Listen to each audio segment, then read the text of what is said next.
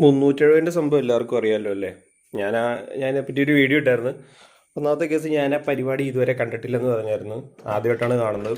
പിന്നെ അതിൽ ഗേൾസ് ഉണ്ടോ ഇല്ലയോ എന്നൊന്നും എനിക്കറിയത്തില്ലായിരുന്നു. പക്ഷേ ഇതിന് മുമ്പ് ഇറങ്ങിയൊരു വീഡിയോയിൽ ഞാനത് വീഡിയോ ഇവിടെ വെക്കാം. ഇതിലവൾ പറയുന്നത് എന്താണെന്ന് വെച്ച് കഴിഞ്ഞാൽ അതിവിടെ പറയാൻ പറ്റാത്ത സംഭവമാണ്. മനസ്സിലായി? ചിലപ്പോൾ വീഡിയോ ഒക്കെ റിപ്പോർട്ട് ചെയ്ത് അടിച്ചു കളയും.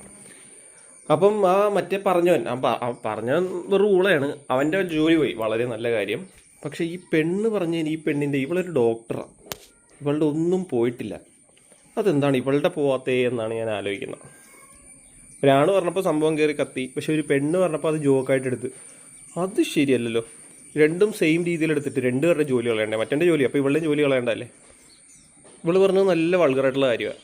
അപ്പോൾ ഇതാണ് ഇവിടുത്തെ പ്രശ്നം. ഒരു സൈഡിന് മാത്രം ഇങ്ങനെ കുനിഞ്ഞ് പറയുന്നില്ല. അത് ശരിയല്ല. ഇവളുടെയും ജോലി കളയണം, അപ്പോഴും ശരിയല്ല. ആ പരിപാടി ഇങ്ങനത്തെ ഒരു ഉള്ള പരിപാടിയാണെന്ന് ഇപ്പോഴാണ് അറിയുന്നത്.